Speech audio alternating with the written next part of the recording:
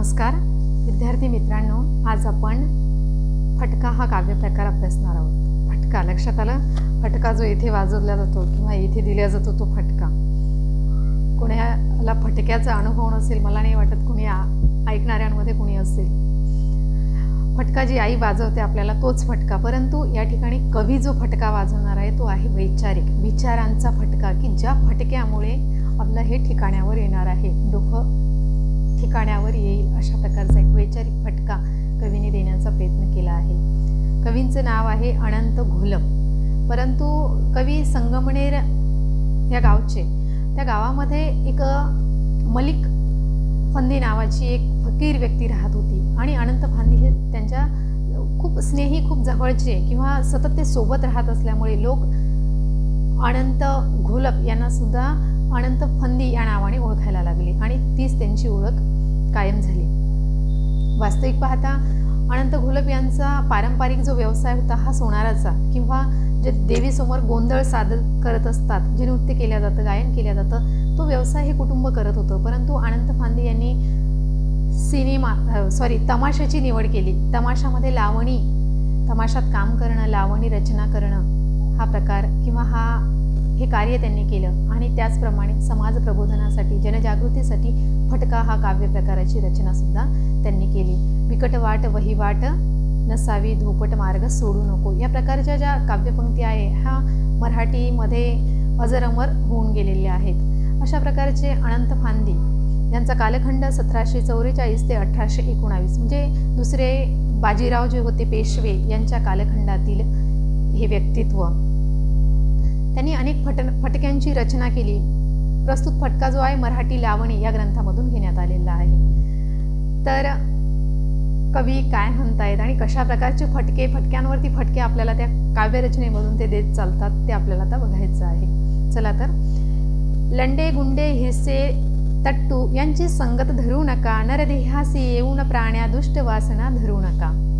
आता लंडे गुंडे म्हणजे ज्या व्यक्ती इतर दुष्ट विचारांनी प्रभावित झालेल्या आहेत, अशा व्यक्तींची सोबत आपण करायला नको, किंवा अशा मित्रत्वापासून, अशा विचारांपासून आपल्याला दूर राहणं नितांत गरजेचं आहे। कारण आपल्याला काय झालेलं आहे, मनुष्य जन्माची प्राप्ती झालेली आहे आणि मग असा जर नरदेह आपल्याला मिळालेला आहे तर त्याचं आपण काय करावं, पूर्णपणे त्याचा फायदा करून घ्यावा किंवा उन्नती साधण्याचं कार्य आपण या जन्मामध्ये करायला हवं असं कवीला वाटत आहे।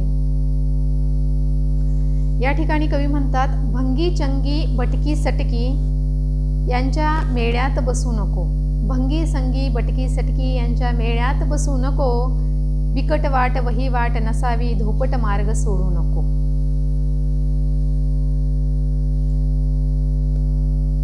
म्हणजेच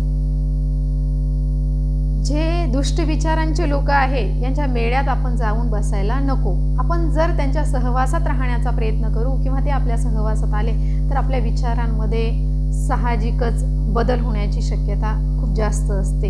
आणि बिकट वाट वहिवाट नसावी, धोपट मार्ग सोडू नको, म्हणजे परंपरानुसार ज्या मार्गाने आपण मार्गक्रम करत आहोत त्या अगदी प्रवाहाच्या विरुद्ध जाऊन कार्य करू नको। तो जो धोपट मार्ग सुरू आहे त्या मार्गाने चालल्यास तुम्हाला त्रास कमी होईल, व्यथा व वेदना कमी होतील, अन्यथा तुमचं जे जगणं आहे हे जगणं मुश्किल होऊन जाईल जर तुम्ही नवी वहिवाट निर्माण करण्याचा जर प्रयत्न केला तर। संसारामध्ये ऐसा आपुला उगाच भटकत फिरू नको, ज्या संसारामध्ये जे आपण जन्माला आलो आहे तिथे उगाच भटकत फिरण्यात अर्थ नाही। तर काय कर, परधन परनार पाहुणी चित्त भ्रमू हे देऊ नको। परधन दुसऱ्याचं धन, दुसऱ्याची संपत्ती किंवा दुसऱ्याची जर स्त्री असेल तिला पाहून तुझं मन, तुझं चित्त विचलित होऊ देऊ नको। हे दुसऱ्याचं आहे त्याची जाणीव ठेव, तुझं तुझ्याजवळ जेवढं आहे त्यामध्ये समाधान मानण्याची वृत्ती ठेव। नास्तिकपणात शिरुनी जनाचा बोल आपणा घेऊ नको, भली भलाई कर काही पण अधर्म मार्गी शिरू नको। नास्तिकपणा म्हणजे आता इथे केवळ ईश्वराशी संबोधित नाही आहे, तर नास्तिक म्हणजे तुमचे आचार विचार दृष्ट करू नको आणि उग जगाचा जो बोल आहे, जो समाजाचा बोल आहे, जो समाजाचा रोष आहे, तो स्वतःवरती ओढून घेण्याचं काम करू नको. भली भलाई कर, जितकं तुझ्याकडनं चांगलं करता येईल तितकं चांगलं करण्याचा प्रयत्न कर. पण जर चांगलं होत असेल तर वांगलं करू नको, म्हणजे अधर्म करू नको, चुकीचं किंवा वाईट कृत्य करू नको. जर एखाद्याला तुला आनंद देता येत असेल तर तो निश्चित देण्याचा प्रयत्न कर. परंतु जर आनंद देऊ शकत नसेल तर किमान दुःख तरी देऊ नको.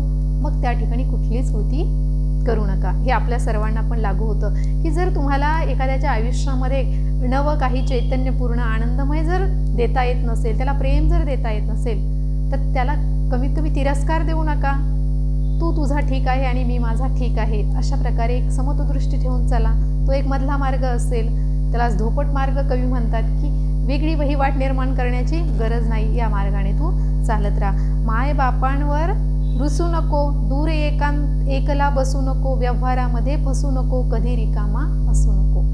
आता या वाक्याची किंवा या विचारांची गरज आजच्या काळाला तर नितांत खूप मोठ्या प्रमाणावर आपल्याला जाणवत आहे की मुलं आईवडिलांपासून दुरावत जात आहेत. हा दुरावा कशामुळे निर्माण झाला तर एक वैचारिक तफावत किंवा काळाची किंवा या युगाची जी दृष्टी बदल झालेला आहे, यामुळे ही समस्या निर्माण झालेली आहे का, याच्या कारणांचा शोध घेणं नितांत गरजेचं आहे. मल्टीमीडियाचा वापर अत्याधिक वाढलेला आहे आणि आपण आईवडिलांसोबत बोलत नाही. आपण आपल्या जवळच्या नातलगांसोबत, मित्रपरिवारासोबत, बहीण भावांसोबत आपण संवाद आपला आपोआप कमी झाला.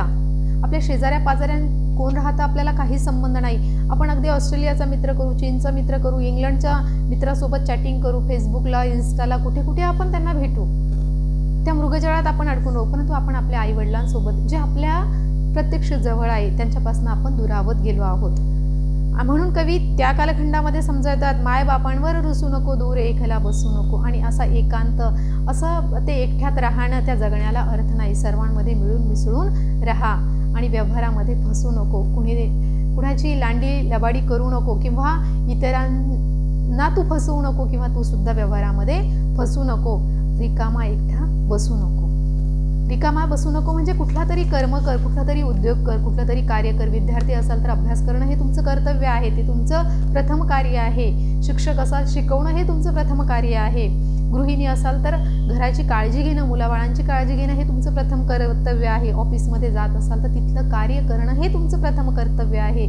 ते करणं ही आपली जबाबदारी आहे. तो झाला सत्मार्ग, तो झाला चांगला मार्ग, ते झालं अस्तिक असणं. पुढे बघा कवी काय म्हणतात, परी उलाढाली भलभलत्या पोटासाठी करू नको. परंतु पोटासाठी, रोजीरोटीसाठी किंवा खूप पैसा मिळवायचा आहे यासाठी चुकीच्या गोष्टी करू नको. याची टोपी त्याच्या डोक्यावर आणि त्याची टोपी याच्या डोक्यावर, हा प्रकार करू नको. चुकीचा मार्ग पकडू नको. वर्म काढूनी शर्मायला उणे कुणाला बोलू नको. उगीच कुणाला टोचून बोलायचं आहे, उगीच एखाद्याचा अपमान करायचा आहे म्हणून मित्रांमध्ये, चार चौघांमध्ये त्याला त्याच्या गरिबीवरतून, त्याच्या दिसण्यावरतून, त्याच्या असण्यावरतून, त्याच्या परिस्थितीवरतून किंवा आईवडिलांवरतून कुठल्याही कारणाने त्याला चिडवू नका, त्याची छेड काढू नका. बुडवा या दुसऱ्याचा ठेवा, करून हेवा झटू नको. मी मोठा शहाणा, धनाढ्यही, गर्वभार्या हा वाहू नको. इतरांना कमी लेखायचं आहे. त्याने गाडी घेतली म्हणून मी गाडी घेतली, त्यांनी घर बांधलं म्हणून मी घर बांधलं. त्याला कमीपणा दाखवण्यासाठी स्वतः कर्ज काढून ते करण्याची आपल्याला गरज नाही. तो त्याच्या ठिकाणी योग्य आहे आणि मी माझ्या ठिकाणी योग्य आहे, हा विचार जर ठेवला तर ह्या भौतिकतेच्या मृगजळामधून आपण बाहेर पडू शकतो. एकाहुणे एक चढी जगामध्ये थोरपणाला मिरवू नको. मला हे येतं आणि मीच यातला सर्वश्रेष्ठ आहे, हा अहम मनातून काढणं गरजेचं आहे. अगोदरही कितीतरी झालेले आहेत आणि भविष्यातही कोणीतरी येईल की कुठल्याही क्षेत्रात तुम्ही जर रेकॉर्ड केलेलं असेल तर ते ब्रेक करणारं कोणीतरी भविष्यात येणार आहे. म्हणून अहम जो आहे तो सोडणं नितांत गरजेचं आहे. हिमायतीच्या बळे गरीब गुरीबाला तू गिरकावू नको. 2 दिवसांची जाईल सत्ता, अपेश माथ्या घेऊ नको. थोडीशी जरी सत्ता हाती आली, नेतागिरी आली तर आपण इतरांना काय करत असतो, त्यांची मनं दुखवत असतो. त्या सत्तेचा गैरवापर आपण करत असतो. तो करणं कुठेतरी थांबवणं गरजेचं आहे. थोडासा पैसा अडका आहे, संपत्ती आहे, थोडीशी प्रसिद्ध आहे, त्या बळावर ते एखाद्या गरीबाला, एखाद्या बिचाराला, एखाद्या अनाथाला आपण काय करत असतो तर त्याची कुचंबणा करत असतो. त्याच्या परिस्थितीची, त्याची अवहेलना आपण करत असतो. हे करणं पूर्णतः चुकीचं आहे आणि ते न करणं हा सतमार्ग आहे असं कवी आपल्याला सांगतात। बहुत कर्जबाजारी होऊनी बोज आपला दवडू नको, स्नेहासाठी पदरमोड कर परंतु जामीन होऊ नको। आता कर्ज हा प्रकार तर आजकाल इतका वाढलेला आहे, लोन ज्याला आपण म्हणतो, ताबडतोब तुम्हाला लोन भेटत आहे। पूर्वी तरी लोन काढण्यासाठी जावं लागत होतं सावकारापर्यंत, त्याला कर्ज घ्यावं लागत होतं, काहीतरी ठेवावं लागत होतं। आता तर फोन आपल्याला EMI जो म्हणतो आपण त्यावरती मिळतो, कपडे काहीही घ्या तुम्ही, तुमच्याकडे कार्ड असतं आणि त्या कार्डवरतून तुम्ही वेगवेगळ्या प्रकारची लोन काढून खरेदी करत असता। कवी म्हणतात या लोनपासून, या कर्जापासून पूर्णतः दूर राहा। पुढे एक मार्मिक आणि मौलिक सल्ला कवी या ठिकाणी देत आहे, स्नेहासाठी पदरमोड कर परंतु जामीन होऊ नको।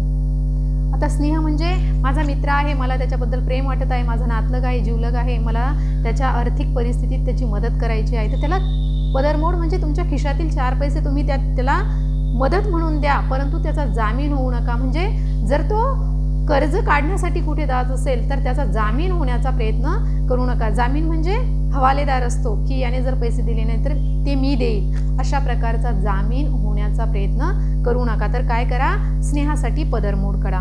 विडा पैजेचा उचलू नको, उनी तराजू तोलू नको, गहाण कुणाचे डोलवू नको, असल्यावर भीक मागू नको, नसल्यावर सांगणे कशाला, गाव तुझा भीड धरू नको। म्हणजे जो पैजेचा विडा आहे, वेगवेगळ्या कारणांसाठी आपण पैज लावतो, पैन लावल्या जाते, त्याला वीट लावणं म्हणतो आपण त्याला, की ही जी पैज लावल्या जाते आणि कारण नसताना अकरास्थळपणा करून ती पैज जिंकण्याचा प्रयत्न केला जातो। खून खराब्यावरती गोष्टी येतात किंवा वेगवेगळ्या प्रकारांनी काय केलं जातं, ती पैज जिंकण्यासाठी जीवाच्या आकांताने व्यक्ती प्रयत्न करत असते आणि यामध्ये वेगवेगळ्या प्रकारच्या काहीतरी घडून येण्याचाच, अनुचित प्रकार घडून येण्याचाच प्रकार घडत असतो। उनी तराजू म्हणजे ज्यावेळेस तुम्ही एखादं कार्य करत असता त्यावेळेस काय करू नका म्हणतायत कवी, की एखाद्या तराजूने एखादी धान्य मोजत आहात, भाजीपाला फळभाज्या काही मोजत आहात, तर काय करू नका, त्यामध्ये बोलीभाषेत काटा मारणं प्रकार म्हणतात, की कमी द्यायचं, मापामध्ये तोलून मापून देताना कमी द्यायचं, हा प्रकार कधीच करू नका। त्या मुठभर धान्याने चिमुटभर भाजीने तुमचं काय होणार आहे, तो प्रकार कधीच करू नका। गहाण कुणाची डुलवू नका, असल्यावर भीक मागू नका आणि जवळ खिशात पैसा असताना सारखी रडरड करू नका, की मेरे पास कुछ है नाही, माझ्याकडे काहीच नाही आहे, मी अगदी माझे खिशे बघा रिकामे आहे, अगदी विष खायला पैसा नाही, अशा प्रकारची विधानं लोक करताना आपल्याला दिसतात। कवी म्हणतात हे पूर्णतः टाळा, जर आहे तर ते तेवढं तुमच्यापुरतं असू द्या, करता येत असेल तर इतरांना मदत करा, पण रडगाणं मात्र गात बसू नका किंवा त्याच्या पुढे उगच्या उगं कारण नसताना हात फैलवू नका।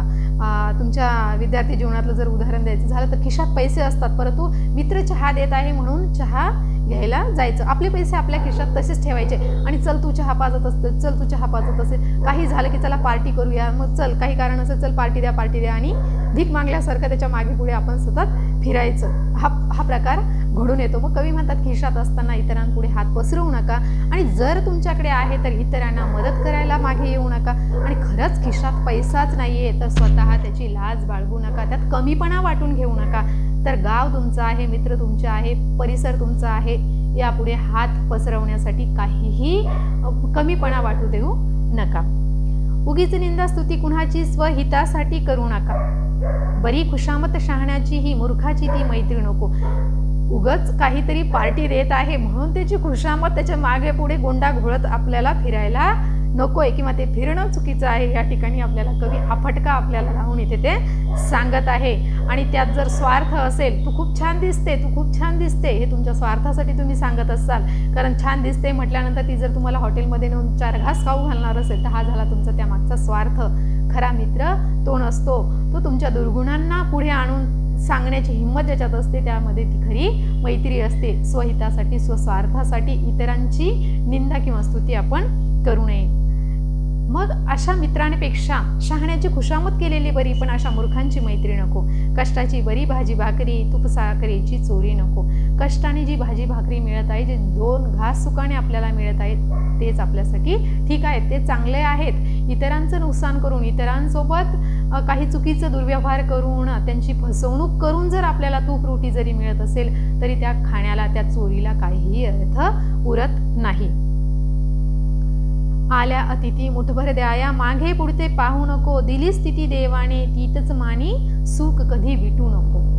जर तुझ्या दारामध्ये जर कुणी आलं आहे आणि तुझ्याकडे ते आहे तर देण्यासाठी कधीच मागे पुढे करू नको. जो दाराशी येईल, जो अतिथी असेल, त्याला मदत करणं हे तुझं परम कर्तव्य आहे. त्यापासून तू मागे हटू नको. असल्या गाठी धनसंचया कर, सत्कारी व्यर्थ हटू नको. आता तुझं ही गोष्ट सांगतो, सत्कर्मा ओसरू नको.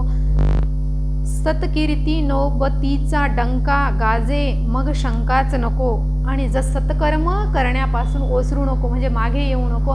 सत्कार्य कर, सत्कर्म कर, इतरांना मदत कर आणि त्याचा डंका वाजल्याशिवाय राहत नाही. अगदी ती व्यक्ती हयात नसली तरी ते मरावे परी कीर्तिरूपे उरावे, त्याप्रमाणे ती व्यक्ती तिच्या मदत कार्याने अखेरपर्यंत उरलेली असते. शेवटच्या बघा कडव्यात कवी काय म्हणतायत, सुविचारा कातरू नको, सत्संगा अंतरू नको. सुविचार, चांगले विचार, चांगला कृती कुणी काही करत असेल तर त्याला आवरू नको. आवरू नको म्हणजे त्यात बाधा आणू नको. त्याला सहकार्य कर आणि ते कार्य करू दे. तो विचार पुढे जाऊ दे. सत्संगा अंतरू नको. सत्संग म्हणजे चांगल्या विचारांचा, चांगल्या आचारांचा, चांगल्या कृतीचा जो संघ आहे तो अंतरू नको म्हणजे त्यापासून दूर जाऊ नको. तर ते कार्य सतत करत राहा. द्वैत्वाला अनुसरू नको, हरिभजना विस्मरू नको. द्वैत्व, द्वंद्वत्व, तुझं माझं, आपलं तुपलं, ह्या ज्या गोष्टी आहेत किंवा बरं वाईट या द्वंद्वामध्ये काय होऊ नको, अडकून पडू नको. त्याला त्याचं अनुसरण करू नको. जे योग्य आहे, जे सत्य आहे त्याची साथ दे, त्याची सोबत कर. आणि हे करत असताना हरिभजनाला विस्मरू नको. हरिभजन म्हणजे मग आता जिथे कुठे तुमची श्रद्धा असेल त्या श्रद्धेजवळ दृढता ठेवा. त्या श्रद्धेवरती, त्या विश्वशक्तीला, त्या ऊर्जेला तिथे तरी मान्य करा आणि त्याला विस्मरू नका. मी हा अहम बाजूला ठेवा. गावसया अनंत फंदीचे फटके मागे सरू नको. आणि हे जे अनंत फंदीने फटके मारलेले आहेत हे इतरांना सांगण्यात आणि स्वतः सुद्धा त्याचं आचरण करण्यास विसरू नको, असं कवी आपल्याला या ठिकाणी एक बोध किंवा संदेश या ठिकाणी देत आहेत. अशा प्रकारे या कवितेचा सारांश सांगता येईल. धन्यवाद.